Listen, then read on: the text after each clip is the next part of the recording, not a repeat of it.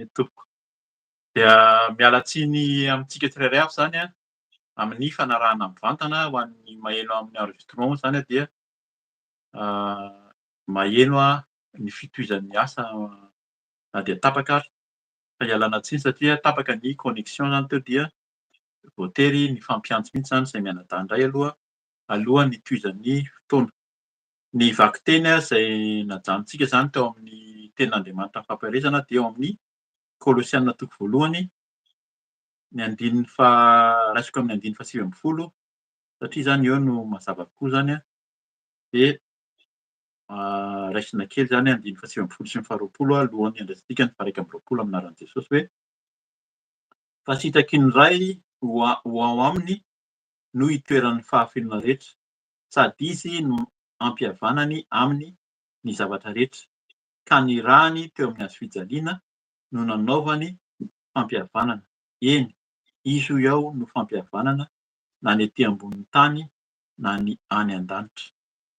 Izay zany tena mazava mihitsy ny teny nazavan'i Paoly eto fa tsisy afa-tsy ny rahan'i Jesosy ny fampihavanana antsika.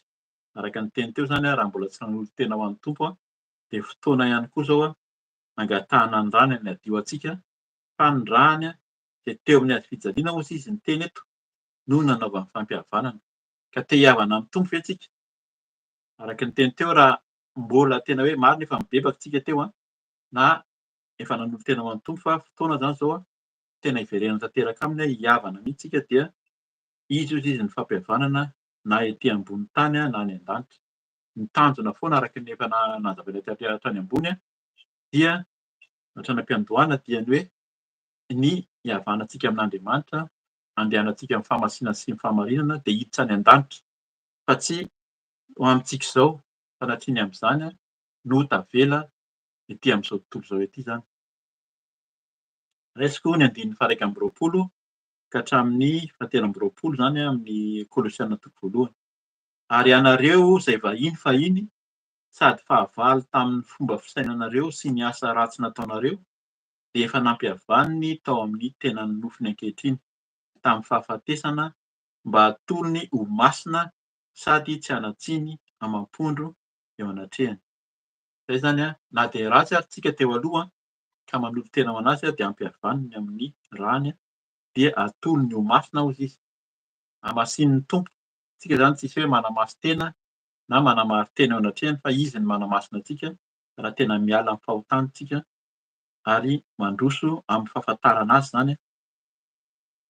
Andininy faha 3 amin'ny anaran'i Jesosy. Raha maharitra amin'ny finoana ianareo ka mafy orina sady tafatoetra ary tsy mety afindra hiala amin'ny fanantenana avy amin'ny filazantsara izay efa renareo sady toriana eny ambanin'ny lanitra rehetra eny ary izany no nanaovana ahy Paoly ho mpanompo.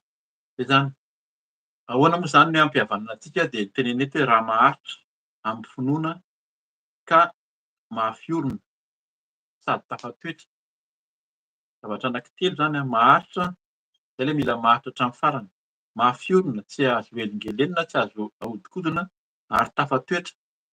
Izay ilay hoe mitoera miaraka amin'ny tompo mahafantatra ny teniny dia mino azy hoe izy ilay zanak'Andriamanitra, izy no hanolorantsika ny teny fa izy no fanantenantsika zany ao amin'ny filazantsara izay iantsoana antsika. Alohan'ny hivavaka hibebahantsika dia vakiako ny amin'ny tohiny ao amin'ny Kolosianina toko fahatelo ny andininy faha 5 dia hadranontsika hatramin'ny andininy faha 17. Dia enoy tsara fa izany teny izany dia efa fanoloran-tena sy mivavaka ataontsika zany fa hivavaka moa zany tsika avy eo. Izay no fampaherezana ataona eto foana zany hoe vakio ny ten'Andriamanitra fa ato daholo ihany ny zavatra efa misy. Io zany tsisy hoe hanao recherche moa zany fikarohana be ny amin'ny hoe namaky boky be da be dia nianatra be da be nanao effort concentration fa sy ny développement personnel. Izay zany havelona foana fa angatao ny fanahy masina. Mangatà ny fanahy masina dia vakio ny ten'Andriamanitra fa izy hanazavanao ao zany dia vakiantsika ny tenin'ny tompo manomboka amin'ny andininy faha 5 zany amin'ny Kolosianina toko fahatelo ahafantarantsika hoe ahoana zany hoe fomba fanoloran-tena, iza ilay Jesosy Kristy rahantsika ary ahoana izany tafaray amin'ny Tompo izany a, alohan'ny handraisantsika amin'ny fanasan'ny Tompo ihany koa avy eo amin'ny anaran'i Jesosy. Koa vonoy izay momba ny tenanareo etỳ an-tany, fijangajangana, fahalotoana, firehetam-po, fanirian-dratsy ary fitiavan-karena izay fanompoan-tsampy. Izany zavatra izany no mahatonga ny fahatezeran'Andriamanitra amin'ny taranaka tsy mankatoa. Izany koa no nalehanareo fahiny, fony mbola velona taminy ianareo. Fa ankehitriny kosa dia sory koa ireto rehetra ireto: fahatezerana, firehetana, lolo-po, fitenenan-dratsy, teny mahamenatra alofan'ny vavanareo. Aza mifandainga ianareo, fa efa narianareo ny maha olona taloha mba amin'ny asany, ary efa notafianareo ny maha olom-baovao izay havaozina ho ao amin'ny fahalalana tsara araky ny endrik'izay nahary azy. Fa amin'izany dia tsy misy Grika na Jiosy, na voafora sy tsy voafora, na baribariana na skitianina azafady, na andevo na olona afaka, fa Kristy no zavatra rehetra sady amin'ny rehetra. Koa mitafy famindrapo sy fiantrana, famoram-panahy, fanetretena, fahalemem-panahy, faharipo araky ny maha olom-boafidin'Andriamanitra izay sady masina no mahalala. Mifandefera ka mifamela heloka ianareo raha misy manana alahelo amin'ny sasany tahaka ny namelan'ny Tompo ny helokareo, no aoka mba hamelanareo heloka kosa. Ary aoka ho ambonin'izany rehetra izany ny fitiavana izay feno fahatanterahana. Ary aoka hanapaka ao am-ponareo ny fiadanan'i Kristy, ao amin'izany no niantsonanareo ho tena iray. Ary aoka ho feno fisaorana ianareo. 140 amin'ny anaran'i Jesosy. Aoka ny tenin'i Kristy hitoetra betsaka ao aminareo, dia mifampianara ka mifananara amin'ny fahendrena rehetra, amin'ny salamo sy ny hira ary ny tonon-kiram-panahy, miraha amin'ny fahasoavana ao am-ponareo ho an'Andriamanitra. Ary na inona ataonareo, na amin'ny teny na amin'ny asa, dia ataovy amin'ny anaran'i Jesosy Tompo izany rehetra izany, ka misaoran'Andriamanitra ray amin'ny alalany. Amen. Mazava ny tenin'ny Tompo fa iveren'ny vakiana arak'ilay teny teo foana izany a, vakio tsara ny tenin'ny Tompo fa ao daholo ihany ny fampianarana. Dia angatao ny fanahy masina, alohan'ny hamaky ny teny ianao dia angatao ny fanahy masina hanazava aminao ihany koa ny amin'ny hoe inona moa izany ny sitrapon'Andriamanitra. Mety teny fohy omena anao dia ampanazavainy, mety teny lavalava, fa ny Tompo sy ny fanahy masina dia mahagaga, tsy takatry ny saina ny fiasany dia mahereza amin'ny fahazotoana mamaky ny teny sy mandroso amin'ny fahatsarana. Izany ny vakintsika teo hoe inona ilay fahatsarana sy faharatsiana tokony hialana sy tokony hatao izany. Raha mbola tsy nolontena ho an'ny Tompo ianao dia hanao vavaka isika aloha alohan'ny fandraisana ho fanoloran-tena, handray an'ny Tompo ho Tompo sy mpamonjy amin'ny fiainanao. Ilay Tompo sy mpamonjy dia tsy hoe mpamonjy fotsiny hanafaka anao izy dia lasa milamindamina amin'ny fiainanao dia tsaratsara, sitrana sy hoe lasa manana ny harena indrindra, fa tena manaja. Ilay Tompo izany dia tena hajaina, tena tia azy izany dia mankatoa izay zavatra teneniny ao amin'ny tenin'Andriamanitra. Hivavaka isika tompoko. Eny ray Jesosy Kristy. Ianao tokoa dia nanolotra ny tenanao teo amin'ny hazo-fijaliana, ny ranao soa, narotsaka ao ho famonjena, ho fanavotana ary fampihavanana Tompo. Eny Jesosy sy ny tia ankehitriny mbola tsy nanolotra ny tenako anao tokoa, tsy vita fihavanana aminao noho ny faharatsiana araky ny voatonona teo, ny fijangajangana, ny lolo-po, ny fanompo-tsampy, ny faharatsiana rehetra tsy araky ny sitraponao dia entiko aminao izany.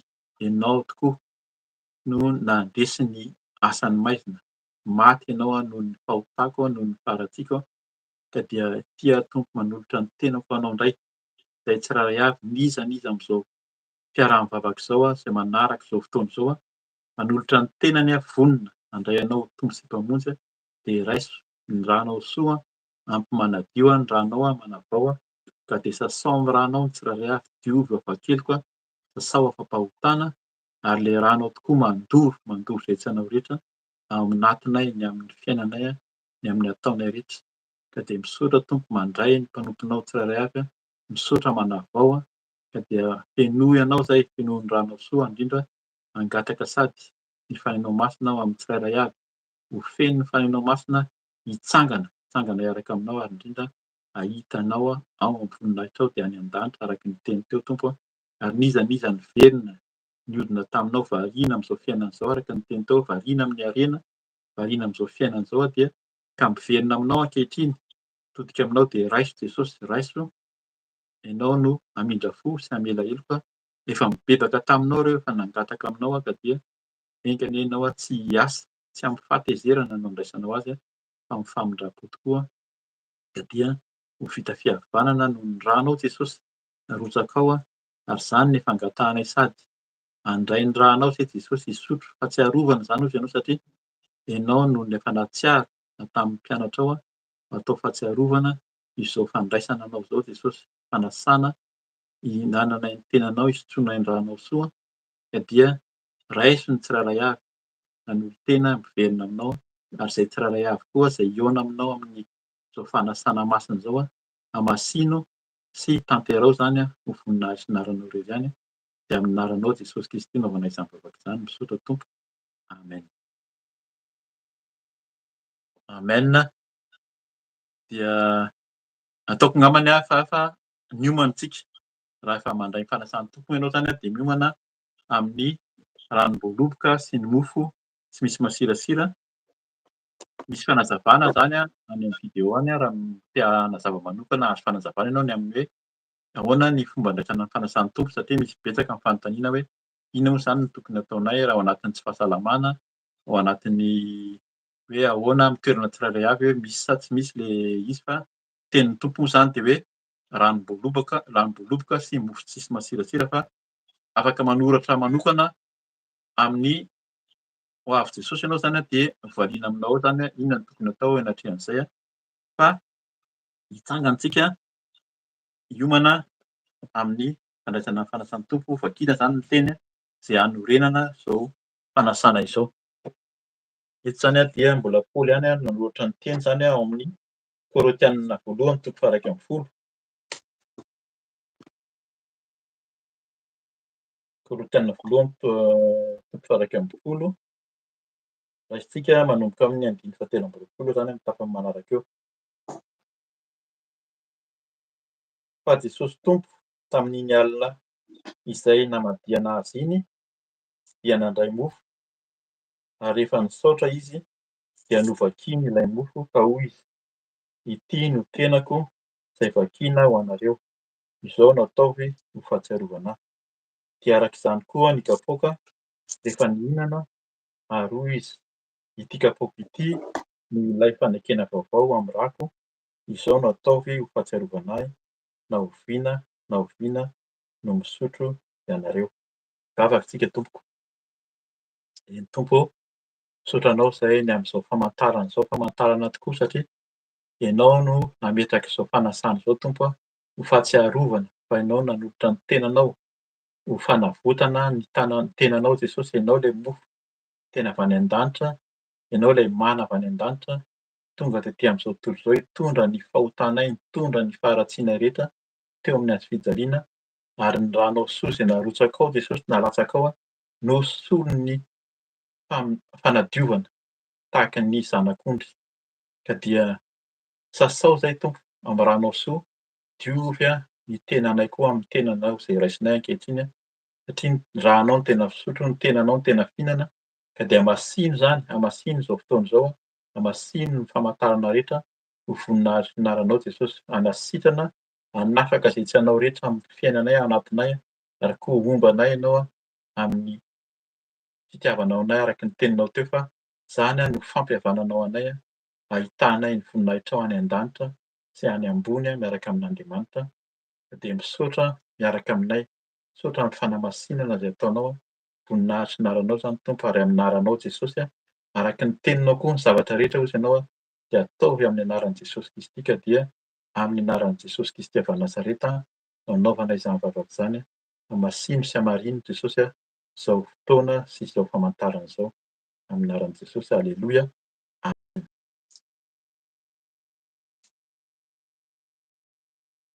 Viana ianareo no mihinana itony mofo itony sy misotro amin'ny kapoaka dia manambara ny fahafatesan'ny tompo mandra-piaviny.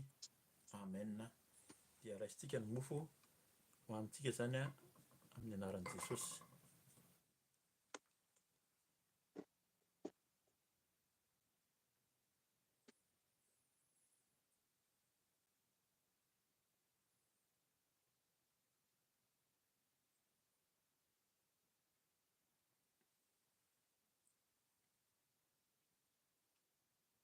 Toy izany koa ny kapoaka dia misy ny ranom-boaloboka dia raisina sy sotrointsika amin'ny anaran'i Jesosy Kristy tompo.